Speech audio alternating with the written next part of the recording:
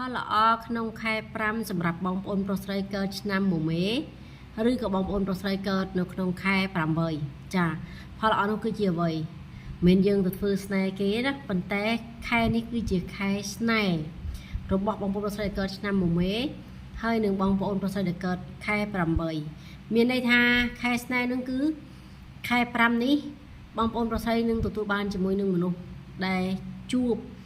ឬក៏ផ្ដល់តម្លៃឬក៏ស្រឡាញ់យើងពេញចិត្តនេះថាបើយើងទៅមានស្នេហាបើចំឧទាហរណ៍ថាបងប្អូនប្រុសស្រីកើតឆ្នាំចក៏ដោយឆ្នាំណាក៏ដោយណាចាបើក្នុងខែ8មានន័យថាលេខប្រឆាំងមានតិចលេខល្អមានច្រើនណាចាបើបងប្អូនប្រុសស្រីដែលកើតនៅក្នុងឆ្នាំមុំមេខែ8ទៀតកាន់តែល្អគេហៅថាលេខរបស់យើងគឺជួបលេខល្អពាក្យថាដល់គូសកលពិតប្រកបឬក៏ជួបមនុស្សដែលស្រឡាញ់យើងពិតប្រកបជួបមនុស្សដែលឲ្យតម្លៃយើងពិតប្រកបណាក្នុងខែ8សម្រាប់ឆ្នាំមុំមេឬក៏បងប្អូនប្រុសស្រីដែលកើតនៅក្នុងខែ8តែបើសិនជាក្នុងខែ8គាត់មានតួលេខជាមួយនឹងឆ្នាំចមានតួលេខជាមួយនឹងឆ្នាំដែលជាចអានឹងអាចកាត់នៅបញ្ហាល្អហ្នឹង50%តែបើសិនជាពេញតួលេខដូចខែ8ឆ្នាំមេមានន័យថាផលតបស្នងនៃអ្នកដែលចូលចិត្តនឹងការស្រឡាញ់ចូលចិត្តគាត់នឹងគឺមានច្រើននឹងគេហៅថាចំលេខស្នេហ៍របស់ខ្លួនព្រោះថាពាក្យថាលេខស្នេហ៍មួយម៉ាត់នេះគឺសំខាន់នឹង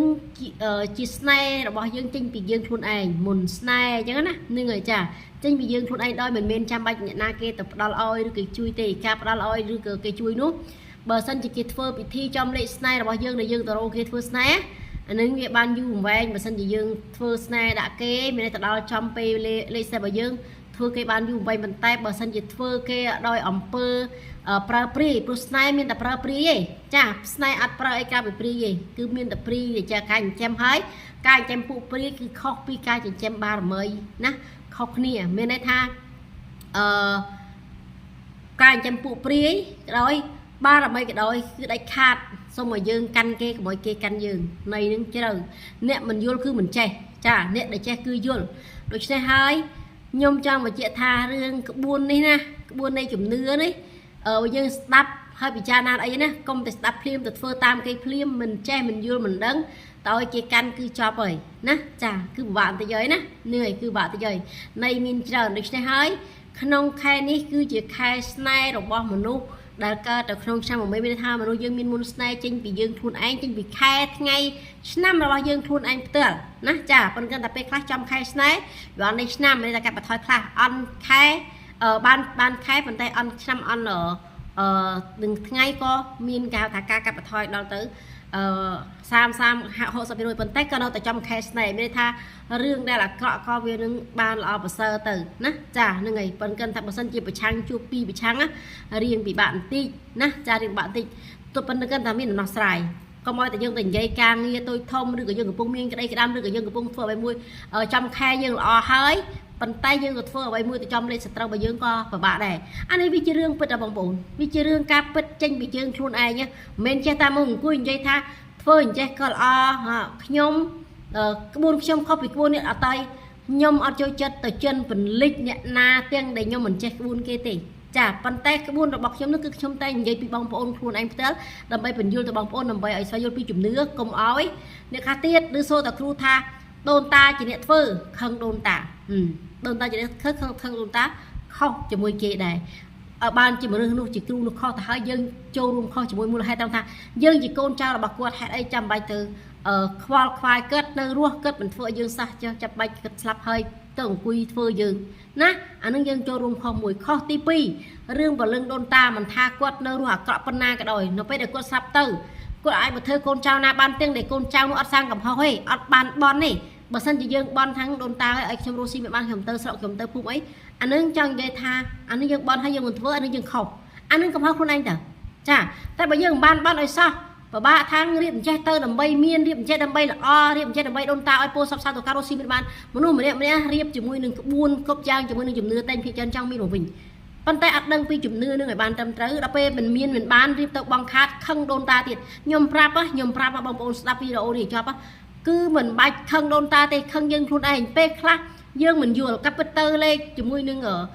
ល្អប្រសើរគឺនៅលើយើងខ្លួនឯងមិនមែនតែនៅលើដូនតាជាអ្នកជួយយើងទាំងសងទេបើយើងរៀបទៅត្រូវយើងកាន់បានល្អនោះក៏ល្អប្រសើរទៅណារៀបទៅត្រូវមិនអីត្រូវម៉ោងឲ្យត្រូវពេលត្រូវថ្ងៃរបស់យើងមិនចាំតែថ្ងៃសែលមិនចាំតែថ្ងៃសក់មិនចាំតែថ្ងៃប្រហើជាថ្ងៃល្អសម្រាប់យើងទេមួយការបង្កើតនៅថ្ងៃ7ថ្ងៃមួយច័ន្ទអង្គារពុទ្ធផុសសៅរ៍សិតតែថ្ងៃល្អគិតថាល្អចេះដាច់ដលៃជាមួយនឹងមនុស្សជាទូទៅណាកុំថាថ្ងៃអង្គារជាថ្ងៃខ្មោចចេញម៉ោងប៉ុណ្ណេះជាម៉ោងខ្មោចចេញម៉ោងដែលខ្មោចចេញសម្រាប់មនុស្សម្នាក់មានចាមានដូចជាឧទាហរណ៍ថាឆ្នាំជូតអញ្ចឹងជួបម៉ោងខ្មោចចេញចំនួន3តួឧទាហរណ៍មានឆ្នាំមានខែមានថ្ងៃណាមានម៉ោងមានពេលវេលាបើសម្រាប់ឆ្នាំនេះខ្ញុំជូតគឺជួបម៉ោងខ្មោចចេញជួបម៉ោងក្តៅកាហាយកំហល់ហ្នឹងថ្ងៃ